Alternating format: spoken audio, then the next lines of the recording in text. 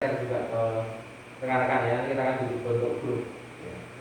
Oke, saya serahkan ke Pak Surya untuk melanjutkan. Halo. Halo. Selamat malam. Selamat siang, saya ulangi lagi. Ini wajah saya tahan nafas ya. Ya. Ibu Rebeka, semangat Ibu. Semangat. Ibu Lydia, Ibu Ani, Ari. Ibu Rahel, Ibu Kalista. Iya ini. Saya ambil Ibu Kalista. Boleh, Pak. Boleh kok. Boleh. Oke, ya. Ini memang saat ini berat sekali. Yang dimana posisinya itu orang-orang saat ini kondisinya itu adalah kasih itu kondisinya tidak mengalami apa-apa itu. Harapan ya, harapan kita senantiasa kayaknya semakin kosong dan kebijakan ini. Dan iman kayaknya semakin merosot. Kondisi saat ini, apalagi ibu-ibu ini kayak Bu Rebeka berpercuk, capek dulu lagi kayaknya. Ngantuk loh ini, angin sulit kayak gini, dekat sawah. Silir. Ini memang ini tidak kayak ini tidak di dalam sini aja. Di mana-mana sudah kejadian kayak gini kondisinya. Saya mau nanya dulu, ibu ini sudah lahir baru ya? Sudah lahir baru? Sudah ya, Bu Ari juga Bu Ani? Bu Ari ya? Bu Ari lahir baru ya? Bu Rebeka juga udah ya dulu ya? Saya sudah lahir baru tahun 2000. Saya dulu juga orang Medan. Dan saya berekspresi kayak gini, berapi-api ini ada dasarnya juga. Ya. Ada dasar-dasarnya sama itu. Jadi mau saya berikan sama ibu-ibu. Karena selama ibu-ibu ini nanti tidak melakukan dasar ini, ibu-ibu ini akan senantiasa akan malah diatur sekali ya, akan tidak bisa mudah untuk menangkap, tidak mudah, istilahnya tidak akan pembaruan atau budi itu tidak mudah. Dan saat ini itu tidak tahu. Ini ya orang preman, orang tidak beragama, orang Kristen, orang berrohani, maupun orang ateis. Ini mereka itu di dalam hati kurangnya yang paling terdalam ini tahu. Kalau saat ini ada zaman begini orang zaman saat ya enggak. Saya waktu ibu aja kadang-kadang ketik-ketik mau tidur nyayangi anaknya, kalau sekolahnya sangat tinggi ya, ngomong-ngomong apa-apa. Ini lucu, ini kita aja tahu, apalagi iblis yang sudah berumur ratusan. Enggak tahu. Ya, jadi dia itu tahu ini goalnya, piye caranya saat ini si iblis ini supaya goalnya iman itu lontong. Ini jujur ya, Tuhan itu sampai mau dilakukan itu ada lebih. Tuhannya sampai keder, ini anu orang. Saya ini saya itu sudah tumbok apa ya? Iya enggak. Saya mau realita. Artinya iman itu semakin kosong. Harapan semakin putus seperti ini. Mudah-mudahan kemarin juga mau ngomong ya tentang iya tidak ada kerjaan. Libur. Diliburkan ya. Ini pasnya gitu. Dan kasih ini saat ini semakin independen dan semakin dalam. Terus mereka kalau aku tak ini kita ini tujuan goalnya setan itu kayak gini. Ini bahaya ya. Dan semua semesta ini adalah kasih. Puncaknya itu kasih. Dan saat ini kita mengalami di area ini di generasi kita di umurnya Bu Lydia, di umurnya Surya, dan kita ya. Jadi posisinya ini ibu supaya tidak menguntuk dan semangat dan exciting ini masalah di sini. Oke. Ya, jadi yang saya mengingat ini awal dulu ya, jadi supaya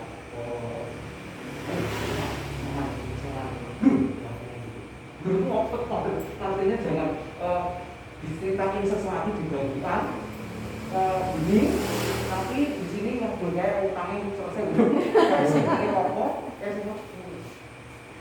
Di sini ya, saya bagikan di sini.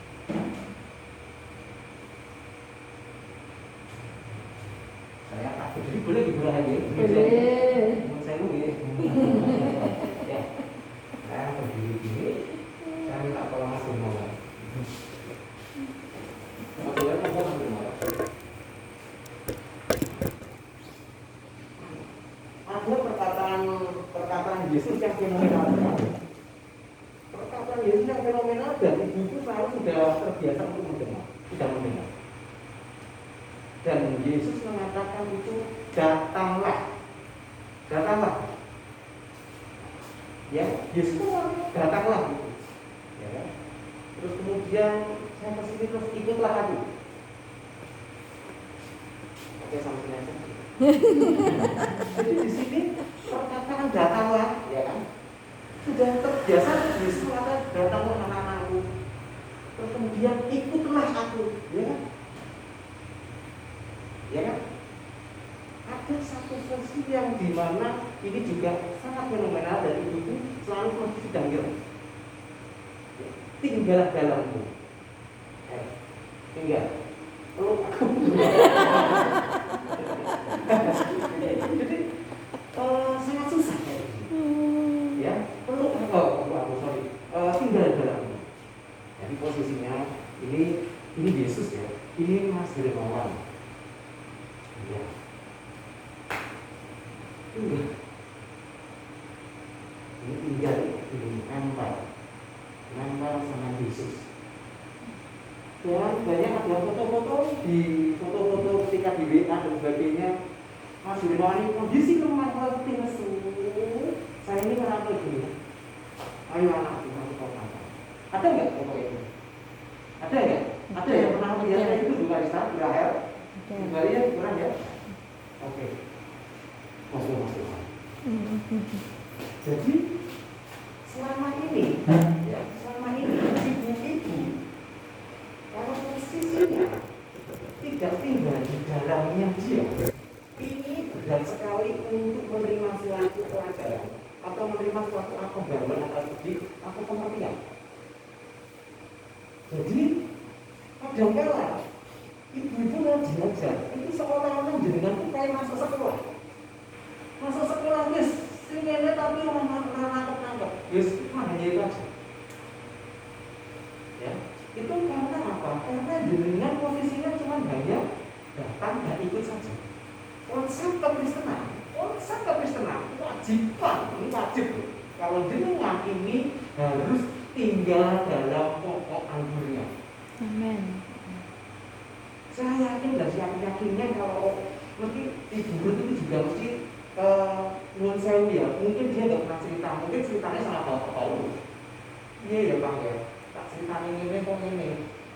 Saya juga nyampaikan sama istri saya. Iya ya Bang, anak saya kan juga dari sama Tina. Iya ya Bang, kok supaya mereka itu supaya nangkep apa yang tak sampai dia. Jadi harus tinggal di dalam pokok anggurnya. Di dalam kekristenan itu beda dengan ketika di agama lain. Saya kan itu ya hanya ikut saja. Ikut apa? Ayo telaan, terus yang tangan, ikuti apa yang mereka mungkin lakukan. Terus istilahnya melakukan hal punya istri berapa, terus apa ini. Datang mereka berbondong-bondong ibadah. Tetapi ada satu hal kekristenan yang tidak bisa dibandingkan dengan mereka, yaitu adalah tinggal dalam pokok dunia. Ini yang membedakan. Ya, ini yang membedakan. Saya selama dulu ikut sama itu nggak bisa merasakan tinggal dalam pokok dunia. Saat ini kalau saya bisa merasakan tinggal dalam pokok dunia. Kekristenan itu ada beberapa, tapi saya bisa dua aja. Kekristenan itu ada dua. diduga orang yang tinggal dalam pokok anggunnya atau yang tidak. Kalau jenengan ini selama ini tidak tinggal dalam pokok anggunnya, susah sekali menangkap sesuatu. Jadi dia harus tinggal dalam pokok anggunnya. Karena jika Alkitab ini mengatakan di luar itu kamu tidak bisa berbuat apa-apa. Nah, tinggal dalam pokok anggunnya itu kayak apa sih? Nah, tadi Pak Andre sama Mas Hermawan masuk nyanyikan ya, nyanyikan musik. Mungkin ibadah sebelum ada pandemi, Bapak Paulus sama Ibu melakukan ibadah langsung ibadah kan? Nanti kan langsung mandi dulu. Bukan saya kasih Pak, kamu boleh kamu berkenan. Saya ngaku Pak, jadi pemimpin, saya oleh tampil oleh Pak saya Pak. Artinya apa? Itu satu ibadah, nyanyi dulu supaya dengan itu masuk di dalam hadiratnya. Ketika jenengan masuk di dalam hadiratnya, pernah masak ya hadiratnya Tuhan ya. Ya, ketika jenengan putune sing njaluk dhek kae lho bojomu kan lho sing ngene iki hari Minggu ibadah boleh dia dengan kondisi banyak urusan tentang rumah. Dan ketika sampai di sini disambut dengan nyanyian, ketika hadirat datang, Ibu Lydia merasa kewa. Ketika ada hadiratnya datang, merasa nyaman enggak? Ketika merasa nyaman, hati Ibu Lydia, Bu Rebeka, Bu Ani, terus kemudian Bu Raka, Bu Kalista itu hatinya melembut. Ketika melembut, itu baru Bapak Paulus sama Ibu menyampaikan firman Tuhan. Selama jenengan ini tidak, ketika nyanyi masuk hadiratnya itu jenengan tinggal dalam pokok anggunnya. Terus gampang. Cirinya itu yang bertinggal dalam pokok anggunnya, jenengan masuk di dalam hadiratnya. Bisa nangkep ini enggak? Bisa nangkep benar ya? Ini kunci jenengan ketika masuk itu jenengan dapat sesuatu. Saya kalau ada satu pergumulan, kalau sedang tinggal dalam pokok anggunnya, cepet-cepet saya tak ceritakan. Tuhan ini. Terus Tuhan aja. Tetapi jenengan kalau tidak tinggal dalam pokok anggunnya dengan dekat mendalam ke langit tembung berapa? Kunci pertama istilah kunci dalam pokok anggun. Kalau enggak jenengan orang-orang kaya, jenengan orang sipil.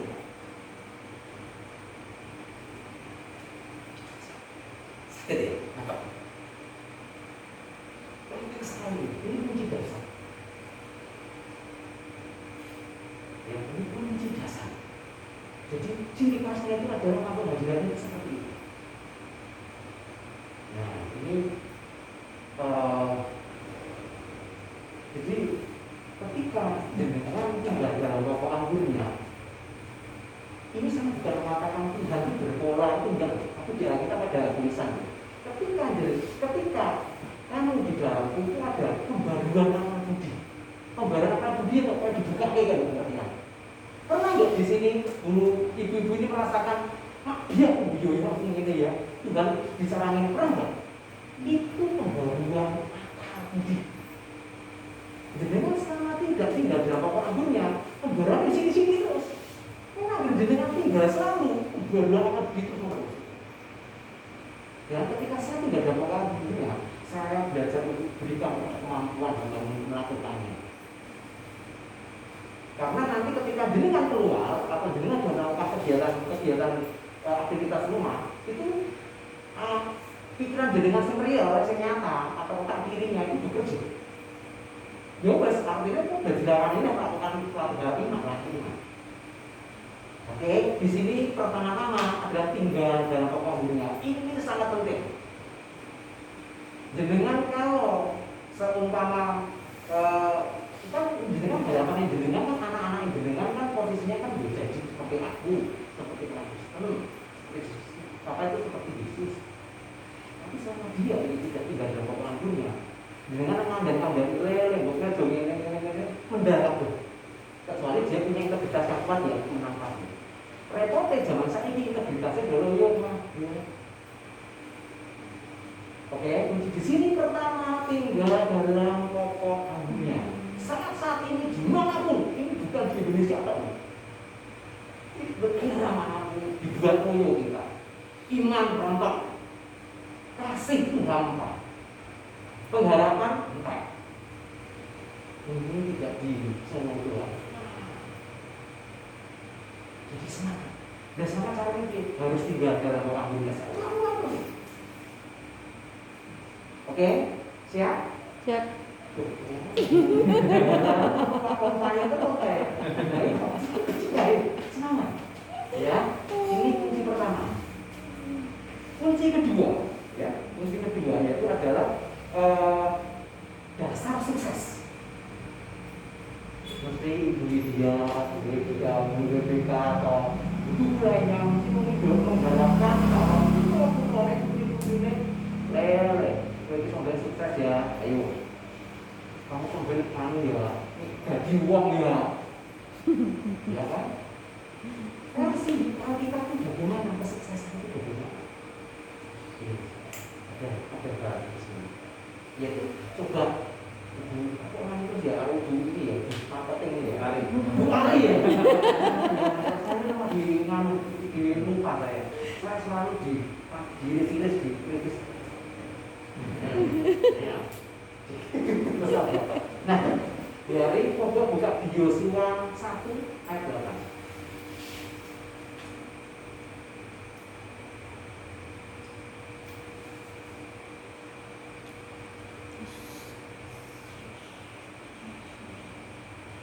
Yosua 1 ayat 8.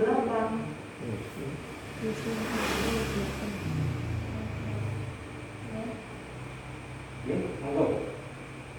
Janganlah engkau lupa memperkatakan kitab Taurat ini, tetapi renungkanlah itu siang dan malam, supaya engkau bertindak hati-hati sesuai dengan segala yang tertulis di dalamnya. Sebab dengan demikian perjalananmu akan berhasil dan engkau akan beruntung. Oke.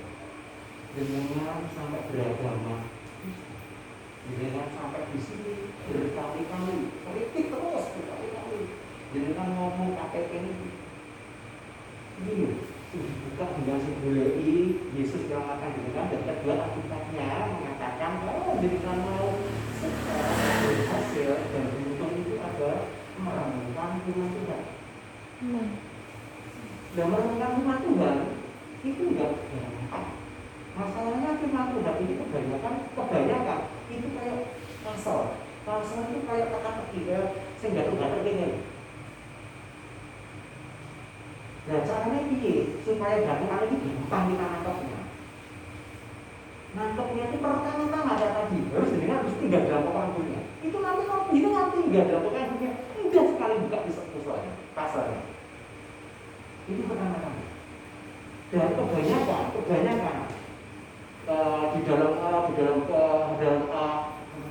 itu kebanyakan ada tulisan kayak membaca Alkitab, ya nggak? Saya pernah ada fenomena berapa waktu yang lalu ada, ayo baca Alkitab, tapi di Alkitab ini tidak pernah mengatakan untuk membaca. Tapi di sini mengatakan tadi merenungkan. Sampai saat ini dia punya buku Saktian dan sudah punya mungkin pas-pasan mungkin dibuka itu kalau muka atau bagaimana saya kurang tahu. Kemudian buka kita sama ini Ibu Marteng, Ibu Nasiliwet itu yang jadi merenungkan. Aku kepengen dodolan segoli seperti karena menurutnya dia ya. Karena segoli ya nggak juga. Ya.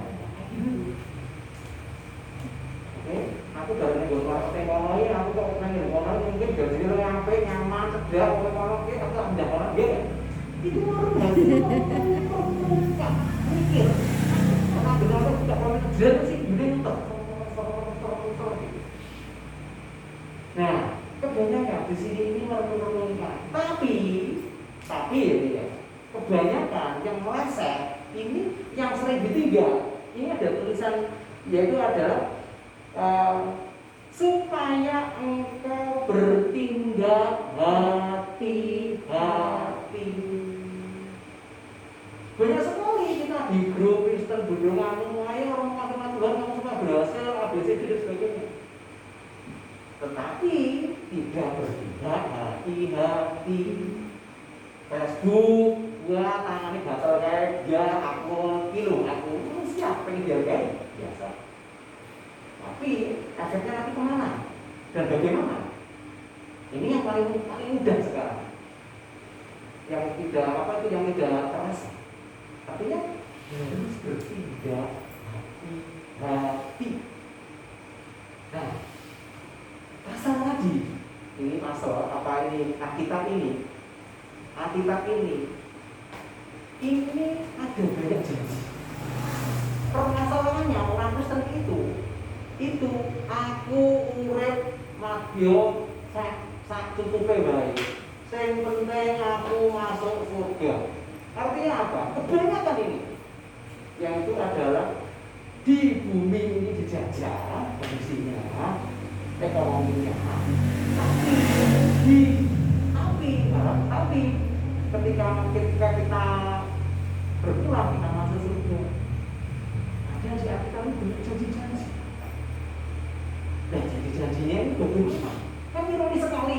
Aku anak Tuhan, aku anak Tuhan, tapi kenyataannya, nah kondisinya meleleh.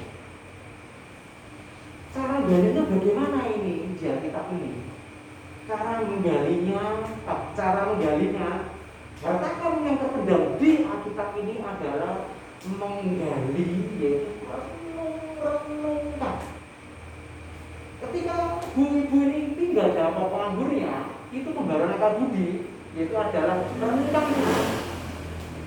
Merenungkan itu jenengan akan dapat sesuatu. Oke,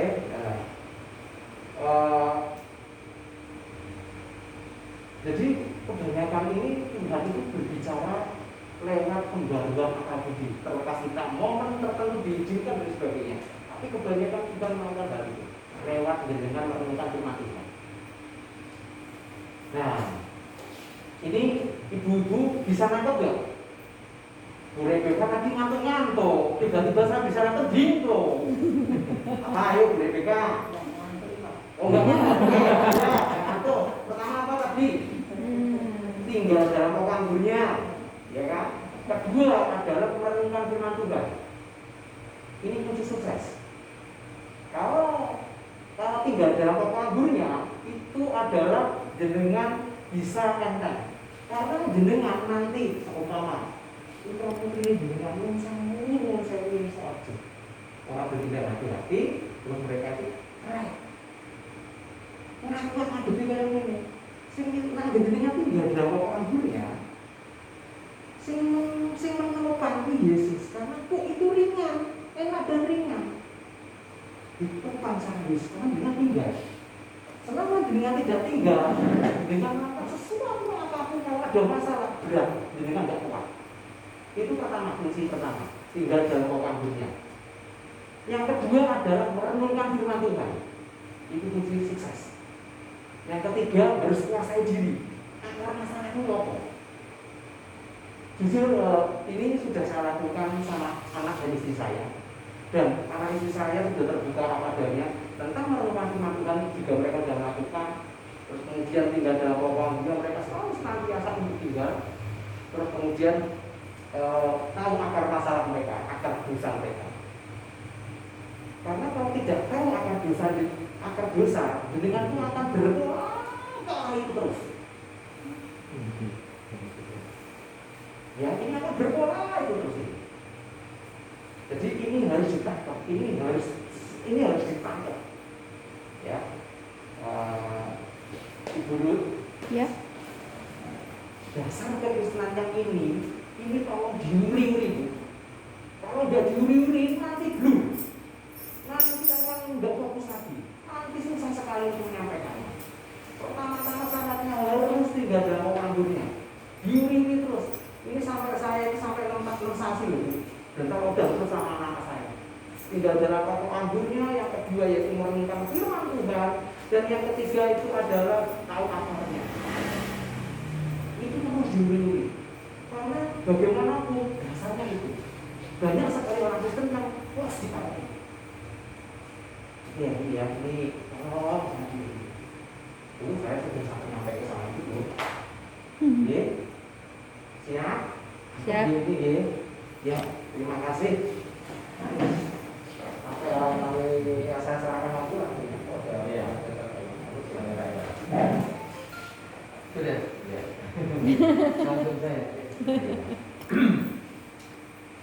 Ya, ibu-ibu tadi kita sudah dengar firman Tuhan. Ya.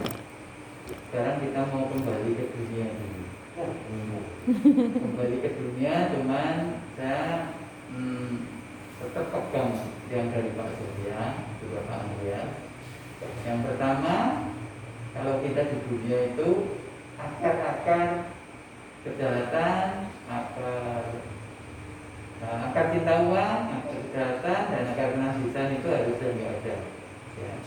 Amin. Tapi biasanya kalau ibu-ibu mah nggak ada, Pak. Yang ada bapak-bapak. Jangan Haleluya. Lalu yang kedua, setelah akar-akar kita itu sudah nggak ada, sudah kita hilangkan, kita masuk ke dunia harus dengan tetap ada di dalam pokok anggur. Itu yang bagi saya yang terpenting itu. Kalau saya di dunia bisnis, saya nekat sendirian, tidak ada di dalam pokok anggur. Mungkin sekarang saya sudah nggak kuat, Bu. Karena sekarang ini baik yang kerja maupun yang memberi pekerjaan itu sebenarnya sama-sama berat. Tadi pagi saya baca berita itu yang mengagetkan saya. Cerita saham-sahamnya disuspend semua karena nggak bisa bayar utang. Pada akhirnya terlempar dari lantai bursa. Seritek bayangnya. Seritek itu sudah di Indonesia mungkin ya kalau sama Delta Merlin. Delta Merlin itu apa? Dunia Tech. Saya nggak tahu di mana gitu. Iya. Tapi saya mendengar tadi kok kaget. Wah tuh Seritek sudah terlempar dari bursa. Dari sahamnya sudah suspend. Ya, itulah memberi kerja. Padahal Seritek itu memberi kerja kepada nggak tahu ya. Sekarang sudah ratusan ribu orang kali. Iya. Ya, sama seperti Dunia Tech itu juga memberi. Sekarang berapa 10.000 ya? Kira-kira. Oh iya ini yang tahu. Kalau dari cabang sendiri awal itu 4.000, sekarang tinggal 1.000. 4.000 tinggal 1.000. Apa ya? Yang diputar ya? Yang muter. 25% ya. Nah itu. Coba sekarang bayangkan Bu. Kemana yang 3.000? Biasanya dia tiap bulan dapat uang paling enggak 1.900.000 atau 2.000 ya. Sekarang ini dia mau dapat uang dari mana? Terus kalau dia nggak dapat uang, anaknya mau makan apa, cucunya mau makan apa? Apa bisa kita ngomong sama anak-anak, waduh ini ibu udah nggak ada duit ya, kamu berhenti deh makan ya, gak usah lama-lama setahun aja nih ya sama masa pandemi. Gak bisa. Ya, nasi kita jalan terus, tetap tiap hari ada yang beli ya, boleh juga ya. Nah, jadi zaman sekarang ini di dunia itu sangat-sangat menekan kita, baik yang memberi pekerjaan ataupun yang diberi pekerjaan. Nah, kalau kita ini tidak ada di dalam pokok anggur itu, tidak ada di dalam Tuhan Yesus, kita nggak akan bisa hidup segar, kita nggak akan bisa hidup kuat, kita nggak akan bisa hidup nyaman lagi. Karena setiap hari itu pikiran kita itu cuma disibukkan dengan besok makan apa, besok makan apa, besok bagaimana, besok bagaimana. Belum lagi kalau dulu orang-orang yang kena COVID itu orang jauh-jauh kita, saudara kita misalnya di Jakarta, di mana. Sekarang enggak loh Bu. Tetangga-tetangga ibu banyak yang kena kan. Nah, itu deket banget. Gimana? Habis kena. Ini habis kena. Ya. Bu Yeni sendiri kena. Ya. Dulu tetangga-tetangga jauh. Sekarang kita sendiri kena. Jadi sebenarnya di dunia ini menakutkan. Ya. Siapa yang merasa berani hidup sekarang ini? Siapa yang merasa berani? Berpikir masih berani. Ya mau tidak mau harus berani ya. Ya, apa delik? Delik aja ya bisa kena COVID. Betul. Kalau saya tetap harus berani hidup di dunia. Tapi apa? Hidup di dalam pokoknya. Ambil. Hidup di dalam Tuhan Yesus. Hidup bergantung dengan Tuhan Yesus. Bergantung penuh dengan Tuhan Yesus. Jadi untuk masuk ke dalam dunia, saya mau cerita sama ibu. Saya, Pak Surya, Pak Hermawan itu, Pak Andreas, ya. Itu semua itu saya sudah pernah mengalami yang paling bawah di dunia kerja. Kalau dia ini sekarang dia accounting ya, Bu? Admin. Admin. Terus Bung Ari di marketing, ya. Terus Buraka ya. Buraka sekarang ini terima jahitan. Cuman jahit aja. Lah ya, jahit kan? Ya. Kalau Bu Lydia saat ini jahit juga. Tapi Potong buat sendiri. punya orang ya. Ya. Misalnya buat baju, buat apa gitu ya Bu ya. Wah, Bu Ludi kuat. Ada penjahatnya 2. Ada nanti ribet 1 ya. Terus ada bagian marketingnya. Haleluya, haleluya. Semua itu dikelola oleh bagian admin. Puji Tuhan. Semua, ya. Jadi memang saya pengalaman kami ini, saya sudah pernah jadi apa ya, bagian ekspedisi yang ngangkat-ngangkat barang. Gampangannya kuli, pernah saya kerja pertama kali cuma bagian angkat-angkat, masukkan buku-buku tulis ke mobil. Terus setelah itu diangkat jadi admin kayak Bu Yeni, ya kan? Jadi admin bagus, diangkat lagi jadi sales, ya. Sales diangkat lagi jadi manajer marketing. Setelah jadi manajer marketing diangkat lagi jadi manajer cabang, gitu ya. Jadi saya jalani hidup itu memang benar-benar dari bawah. Terus sekarang ini tidak diangkat tapi mengangkat diri, gitu ya. Karena saya dipercaya Tuhan punya perusahaan, jadi saya ngangkat saya sendiri jadi pimpinan, gitu ya. Dan ternyata pimpin sokong sih aku. Jadi dari pekerjaan yang paling rendah sampai pekerjaan yang sampai sekarang itu paling atas, walaupun skala perusahaan saya belum seperti cerita